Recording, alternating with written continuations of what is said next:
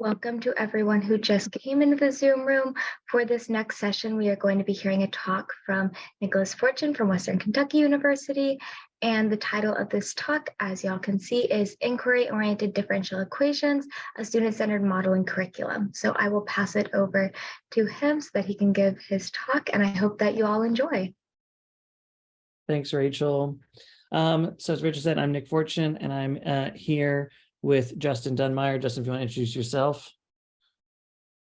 I think I'm muted. Okay. Hi, Justin Dunmeyer at Frostburg State University.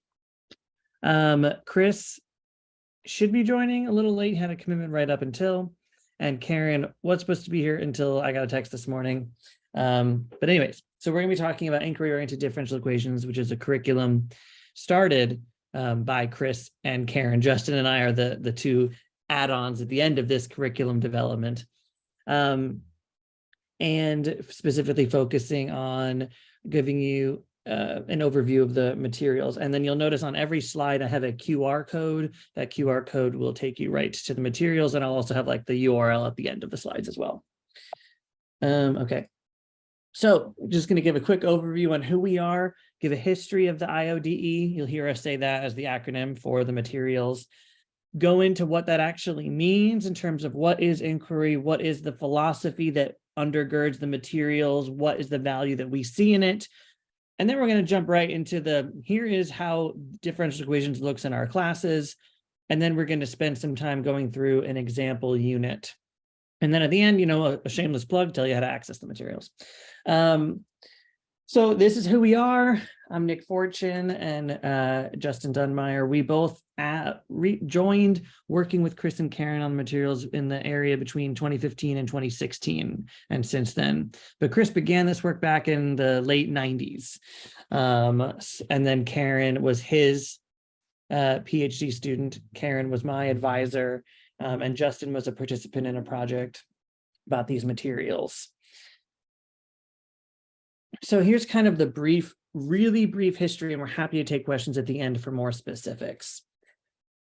The history of IODE began with Chris interviewing students about their understanding of differential equations. That's the second bullet, this paper that he has in 2001, where he created this framework for interpreting students' understanding and difficulties with the ideas in DEs, particularly with the function as solution dilemma, students' intuitions and images, and then how oftentimes he was finding that analytical work, numerical work, and graphical work were compartmentalized and not taught, or students didn't envision them in the same way. So that work he took then through a instructional design theory lens of realistic mathematics education out of the Freudenthal Institute, where we challenge learners to organize key subject matter at one level in order to produce a new understanding at a higher level. So we take these things and give students experientially real tasks, and it's built on them reinventing the mathematics for themselves. They're not inventing it, it's already there, but they themselves are reinventing it through this process. And so that was the instructional design theory that undergirds these materials.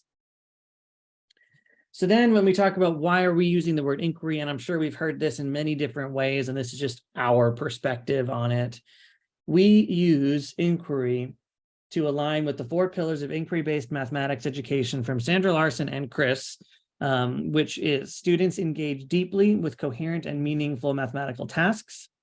They collaborate on these mathematical ideas. And that's the student side of it. But then the instructor side of it is that our role as instructor is that we are inquiring into the student thinking during the process, and that we foster equity in the design and facilitation choices that we make. So it's not just that, oh, good, I heard the right answer, now I can move on. It's probing further. Just because I heard the right answer, what is the student really thinking about, and how can I tie those things together or tie some different student ideas together to advance the mathematical agenda? So unsurprisingly, our philosophy of the materials is that we're using realistic contexts. We develop DEs as models in 3 ways, using laws of science, using data, and existing models. We also do a good bit of discussion on a model of and a model for distinction.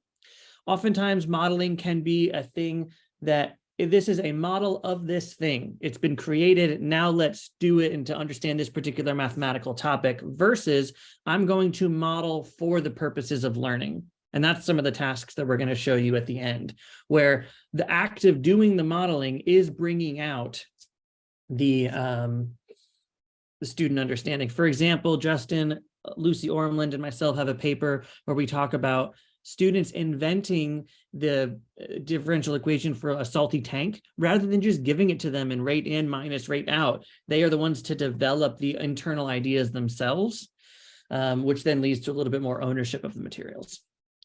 Obviously, integrating graphical, analytical, and numerical methods, focusing a lot on qualitative approaches to autonomous differential equations. What are the graphs telling us? What does this mean? And then first understanding, then procedure. So we see that this is valuable because utilizing these qualitative, quantitative, and numerical approaches together affords students to get a little bit more of a realistic take on how it looks like to engage with differential equations. They take ownership of the material, and it involves a lot more than your standard analytic techniques. Those analytic techniques, as we know, only apply in very specific situations, whereas in a qualitative understanding gives them a broader interpretation of the topics.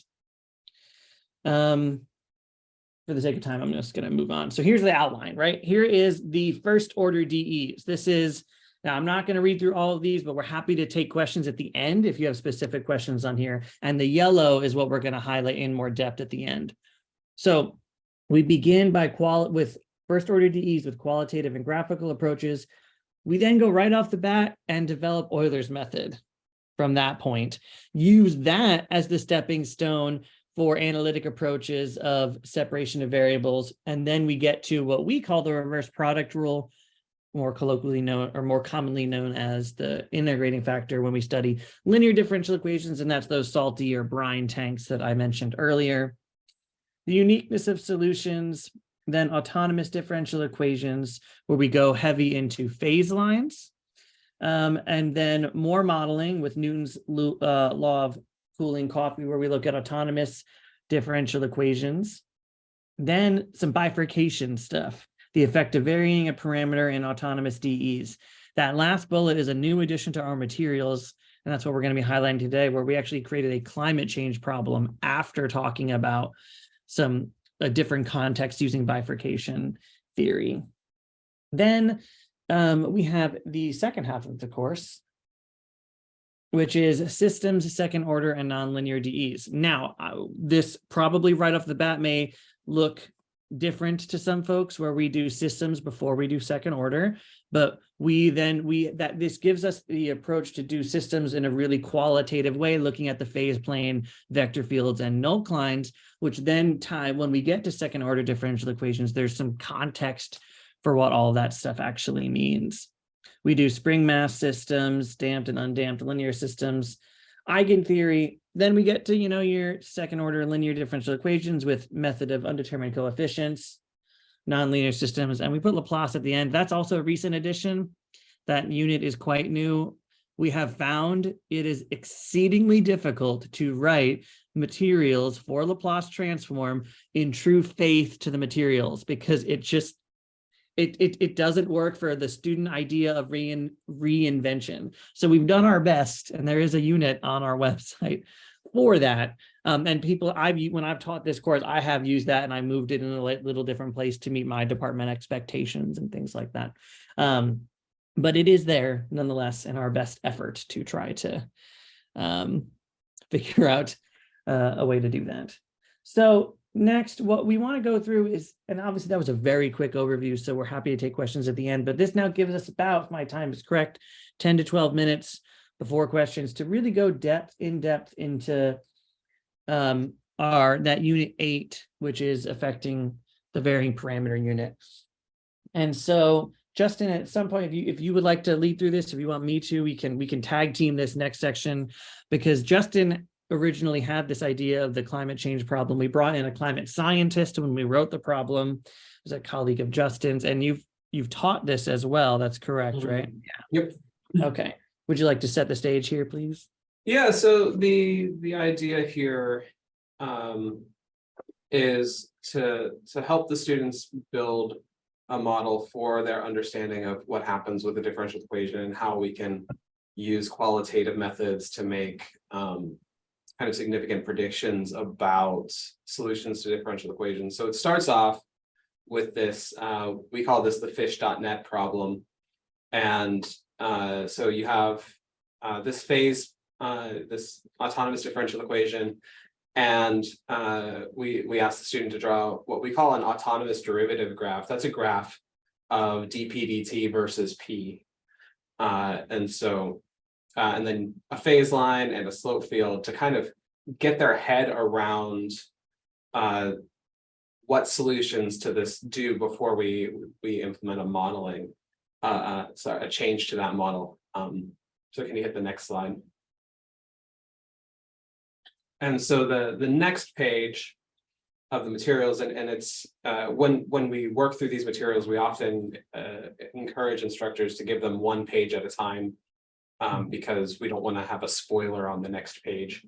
So now the idea is, in this question 2, we're going to make a change to allow harvesting of this fish population that otherwise enjoys logistic growth.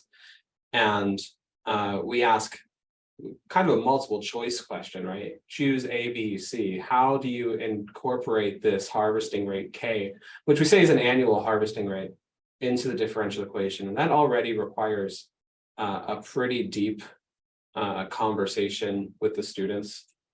And they have to figure out, okay, it's a rate that tells us something about what the units are of that constant, and how are they going to make that work. And you know, they have great fights over A and B, and they have, both of these have challenges, and right, are kind of equivalent if you distribute and rearrange things and rename parameters. They don't like it when I show them that, but you know, they like something like A until you point out, well, you know, this kind of requires us to know how many fish there are. Like, how do I sell a license that says you may harvest 10% of the fish in my lake, right? Like this kind of, from a business perspective, doesn't make sense.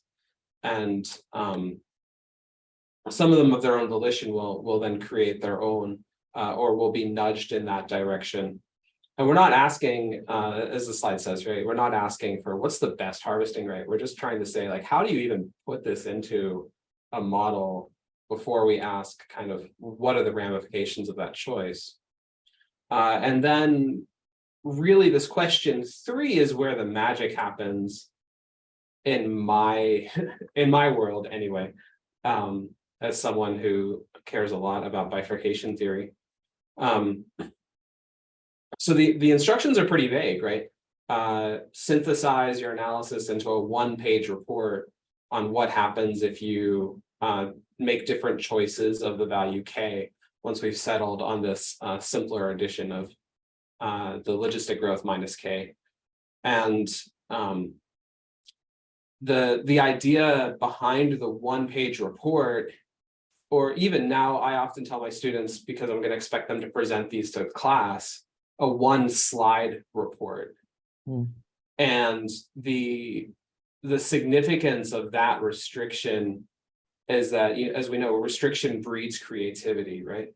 And so when the students are trying to condense everything and get it down to 1 page or 1 slide, by necessity, they have to invent a different representation that can capture all of their ideas at once. And so on the next page, we've got some examples of student work.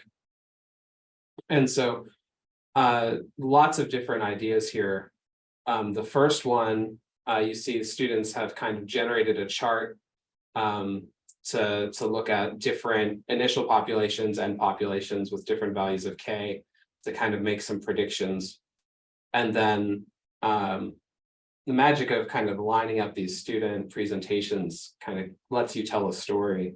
And so this second group of students, these were Chris's students, sort of showed with the autonomous derivative graphs and kind of a pseudo phase line. Well, they have a phase line plus a solution field without the arrows on it approach, showing what are the different levels of K doing to the autonomous derivative graph, and therefore what are they doing to the phase line, and sort of observing that, oh no, right, these critical points for our logistic growth kind of vanish as they increase values of K. And that's real bad for our fish hatchery, right? And they kind of talk about that as like, well, we certainly can't allow that level of harvesting.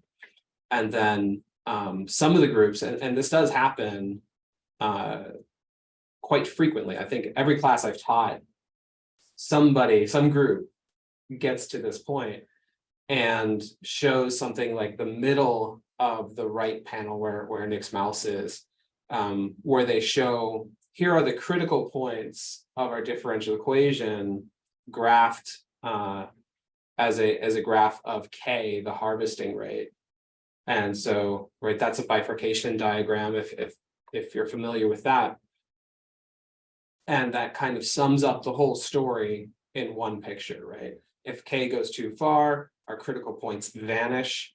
And for other levels of K, we have these two critical points. And some groups will identify like this one is a stable critical point, this one's an unstable one. And the idea behind kind of an inquiry classroom, right, is developing a shared understanding. And so what's kind of magical about this is, even though I said like one group maybe generates this picture, pretty much every group in my class generates something like the middle demonstration here. And once they understand and they own that middle picture, then they go, oh yeah, that picture on the right is just a perfect way to capture that. And it's really cool to see them do that. And so then what we did is we took that understanding and leveraged it into a climate change problem. And so this is a very wordy problem. Mm-hmm. But we did, we worked with Tiana Bogart, who's at Frostburg State University. She's a climate scientist. She's in the geography department. And so we talked about these positive feedback loops. So this idea that something that increases, say, a global average temperature could then itself cause conditions that change, like greenhouse gases or ice caps changing, and that itself could cause a further increase, right? That kind of a vicious cycle of a positive feedback loop. And so the important bit here is somewhere in the middle there. It says, some scientists predict that a global increase of just 2 degrees would kick off a system of loops that would equilibrate at a temperature 6 degrees higher than we have now, and that would be catastrophic. And so this is kind of this modeling 4 idea, is we want students to capture this in this next question, right? Could you draw a phase line that gives us that feature? And once you have a phase line, could you build a differential equation that has that? We know that this is just a toy differential equation, right? But the idea is to just engage with this principle.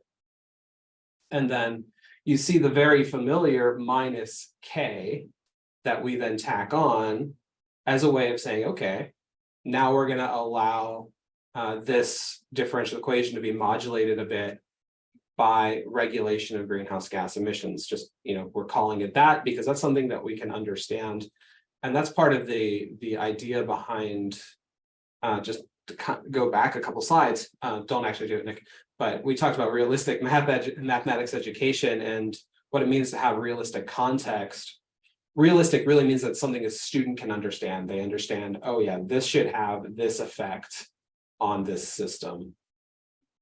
And so now that we've talked about a bifurcation diagram in the fish.net problem, students are kind of equipped to make that bifurcation diagram. And then, actually, I want to go back one real quick. In this question E, I don't know why I just pointed at my screen, that's a habit, that we tell this story. So we start at K equals 0, somebody changes it to K equals -0.5. and then an innocent 5% change, K is negative 5.25. And then we undo that change, K equals negative 0.5, and then back to K equals 0. And we ask students to make a prediction, like what's going to happen to the system. And students are always a little bit fishy. They're like, nothing should change, right? Like we walked it up and we walked it right back in the same order of steps. But then, they say, well, there's something here. Let's look at our bifurcation diagram. So if you go to the next page, Nick. Well, this is what the bifurcation diagram looks like for the system. And you can see, actually, I really like the presentation on the right that talks about kind of a safe zone and an unsafe zone. Right, those are the students' work. And so the idea here is that as that K gets more negative, that lower critical point is creeping up. The students are recognizing this is the stable equilibrium. You can see they've drawn phase lines on it. And then once K is negative 5.25, we're off a cliff and we equilibrate at a higher critical point value. And then when they're looking at this, right, marching back to K equals negative 0.5, K equals 0, they realize, oh no, right, we've actually equilibrated at 26 degrees instead of back to our comfortable 20 degrees.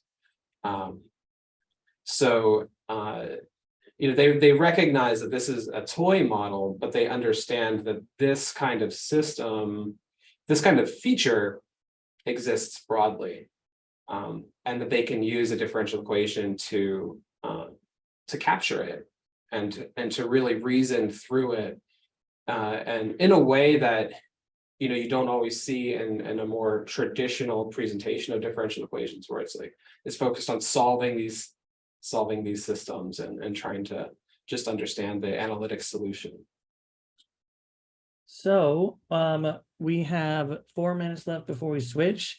Real quick, as I said, the QR code in the bottom right of every slide takes you to the materials. You can just access them at iode.sdsu.edu. They're now housed on San Diego State. We recently moved them over from North Carolina State to the new website on San Diego State.